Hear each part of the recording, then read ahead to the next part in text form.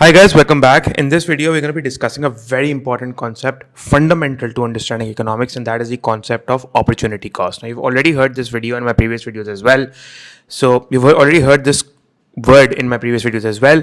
So, guys, opportunity cost, like I said, a very important concept, but what exactly is it? So, in economics, opportunity cost is defined as the value of the next best alternative foregone. I want you to focus here. It's the value, and you can say it's the value in terms of the benefits that you end up foregoing because you choose something else. So you're actually making a trade off here. So the value of the next best alternative foregone. It's not just any alternative foregone. In fact, the next best alternative foregone. So you're watching this video right now, but you could have done so many other things. So let's say, had you not watched the video, then what would you be doing right now? So let's say maybe you were playing soccer, right? Or so if playing, although you could be sleeping as well, or maybe going out with friends, but then if had you not been watching the video right now, then you would be playing soccer. So soccer, or the benefits, so the value from the soccer is basically represented by the benefits from that soccer that you would have gained. So that is the opportunity cost of watching my video right now. So the value of the next best alternative foregone when a choice is made. Like I said, we have scarcity, therefore we make choices and we face trade-offs, right? And it arises because resources are scarce and have alternative uses. Don't think that nothing has opportunity cost. Because see, there can't be zero opportunity cost unless and until resources are unlimited, and because resources are limited, so you have opportunity cost, right? So like I said, opportunity cost is just like what you give up to get something else, right? That's just a basic way of explaining, but a technical term that you need to write in the exam is that the value of the next best alternative foregone. So it's the invisible cost behind every choice, which is central to the study of economics, right, guys? So you need to understand that. So, and like I said, not all alternatives, we're only talking about the next best alternative, right? Had you not been doing this, had you not chosen A, then you could have chosen B, C, or D, but then the next best out of B, C, or D, if you're ditching B, C, and D for A, the next best was actually B. So the opportunity cost of doing A is actually B, right? So the value gained from B, had we not taken A, but since we've gone for A could be anything, watching a movie or maybe studying or anything. It could be eating noodles or something.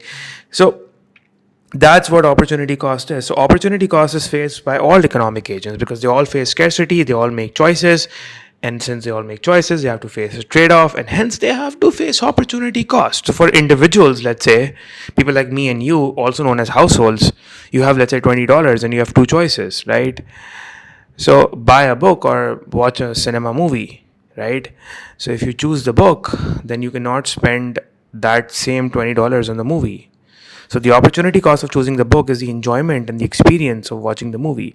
And the enjoyment and the experience of watching the movie for the individual is basically the value that he could have gained from the next best alternative, which is the movie. So the opportunity cost in this case is the enjoyment and the experience of watching the movie, right, guys? You also need to understand the concept of high versus low opportunity cost, right? Because that's what economists need to know, whether the opportunity cost is high or low. So let's say, guys, that if you love movies more than books, right, then in that case, giving up the cinema is a high opportunity cost because you love movies, right? So if you value, but on the other hand, if you value reading much more, right, than watching a movie, then in that case, the cinema experience is less important to you. So the opportunity cost of watching opportunity cost of buying a book and reading it is low here. So economic agents must make sure that whatever decisions they take, right, they have a low opportunity cost, right? They must aim for that, right? Because they need to compare the costs and benefits. So a good decision or a wise decision would be, or a rational decision would be, when the opportunity cost of decisions are as low as possible, right?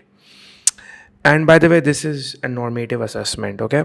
Now, what do you mean by normative assessment? You will get to know later on as well in the videos when we'll discuss positive normative statements. Anyways, guys, as far as firms are concerned, so let's say a firm owns a piece of land, right? And so you have this land and you have two possible projects. Either you can build a factory here or a shopping mall here. So let's say the factory will give you a return, or let's say a 5 million profit, right? A $5 million profit, while the shopping mall would give you a $4 million profit. So if the firm chooses to build the factory, the opportunity cost of building the factory, if the firm chooses to build the factory, the opportunity cost is the 4 million profit from the mall that could have been earned, right? But obviously, in this case, for in this particular case, the factory is generating a bigger profit. So in this case, the opportunity cost is not just in terms of the monetary profit forgone from the shopping mall, but maybe that shopping mall could have resulted in a higher goodwill for the business and more better reputation or something like that, right? So if just these are just hypothetical examples I'm giving you, right? Not something. These are not very technical examples that I'm giving you because they're not even needed at this point. They're just hypothetical examples to just make you guys understand the concept. So if the mall could have generated, if this particular mall could have generated equal or even higher profit than the factory, then the opportunity cost of building the factory would be high, because at this point the opportunity cost of building the factory is low because the factory is generating more profit. But if the mall would only earn much less profit than the factory, which in this case is right now, so the opportunity cost of the factory decision, in that case the opportunity cost of building a factory would be low. So it might be a good decision to purchase the factory. So this, see why we're actually, that's why we say that opportunity cost is important for for economic agents in order to understand whether their decisions are rational or not, and whether they're making the right decisions or not. And even for the governments, let's say for the state, let's say state also has limited resources, and state collects money from taxes, government collects money from taxes, right? So generally governments in throughout the world face two major spending decisions. That is spending on defense, because obviously if you look at the current world scenario, you have geopolitical tensions around the world, and so or they could sort of increase their spending on education and healthcare spending. Now these are two very major, broad, important categories of expenditures by the government, right? It's healthcare spending. So the healthcare spending, like schools and hospitals. So if the government chooses defense, the spending on defense, military equipment, military aircraft, spending more, increasing the wages of, military and police, police and all of that. So the opportunity cost. So the government chooses defense on this side. So the opportunity cost would be, the better health and services and the improved education that we are foregoing. Now, you could argue that yes, this is something that we shouldn't be foregoing, and probably the opportunity cost of spending on defense might be very high. Well, that's true, but then at times it's necessary to spend more on defense, especially when you're in a situation of war or you're a security threat to your sovereignty, right?